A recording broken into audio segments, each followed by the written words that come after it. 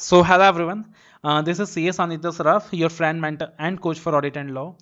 So again आज audit के अंदर एक छोटा सा कॉन्सेप्ट अपन डिस्कस करने वाले हैं, that is the concept of miss statement. बहुत ही आसान कॉन्सेप्ट है कि क्या है miss statement. CA inter, CA final दोनों ही लेवल में स्टूडेंट्स के लिए काफी काम का कॉन्सेप्ट है. अगेन ये शब्द आपको स्टैंडर्ड्स के अंदर बार बार दिखाई देता है. जैसे कि ऐसे 315 के अंदर आप देखते हो, that is auditor should identify the risk of material miss statement at the assertion level. Right उसके बाद ऐसे 450 तो अपने आप में एक स्टैंडर्ड ही है, evaluation of miss statements identified during the audit. तो बार बार आपको ये जो मिस स्टेटमेंट शब्द है वो दिखाई देता है. तो आखिर ये मिस स्टेटमेंट होता क्या है? मिस स्टेटमेंट का सिंपल मतलब है the difference between the reported FRF versus the actual FRF. FRF क्या हो गया? Financial reporting framework.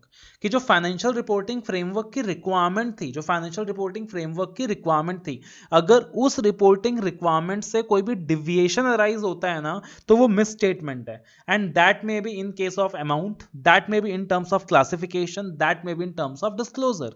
क्या मतलब हुआ सर इसका? फॉर एग्जाम्पल लेट अस से अगर हम अमाउंट के एग्जांपल लेते हैं, तो अगेन यहां पे AS2 क्या कहता है? AS2 कहता है कि जो इन्वेंट्री का वैल्यूएशन है वो कॉस्ट और एनआरवी विच एवरेज लोअर में होना चाहिए.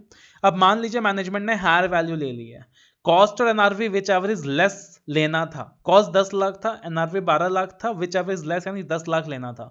मैनेजमेंट ने क्या ले लिया? विच एवरेज हायर यानी 12 लाख. ये जो 2 लाख का डिफरेंस हो गया, ये क्या हो गया? Difference between the reported FRF versus the actual FRF. और ये 2 लाख क्या हो गया? मिस स्टेटमेंट हो गया. यही अपना रिस्क ऑफ मिस स्टेटमेंट है जो अपने को वहां आइडेंटिफाई करना है.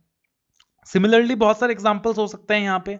फॉर एग्जांपल अगर हम बात करें क्लासिफिकेशन का, अगर अपन यहाँ पे एग्जांपल क्लासिफिकेशन का लें, तो accounting standard 13 AS13 investments current versus non current classification है वहां पे. तो अगर अपन एसेट 12 महीने के अंदर बेच देते हैं, तो इन दैट सिचुएशन क्या होता है? वो करंट इन्वेस्टमेंट माना जाता है. और 12 महीने के बाद बेचते हैं तो नॉन करंट इन्वेस्टमेंट माना जाता है. तो हो सकता है कि करंट इन्वेस्टमेंट को नॉन करंट इन्वेस्टमेंट के रूप में क्लासिफाई कर दिया जाए. तो वो जो क्लासिफिकेशन में डिफरेंस है, वहां भी there is a difference between what the FRF required versus what has been disclosed.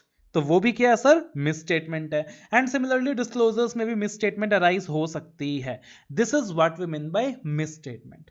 कि एक्चुअल एफआरएफ का क्या रिक्वायरमेंट था और मैनेजमेंट ने क्या रिपोर्ट करा, और अगर वहां पे डिफरेंस है in terms of amount, in terms of classification या फिर in terms of disclosure, that is a misstatement. And as a auditor we are required to evaluate the misstatements identified during the audit as per S A 450.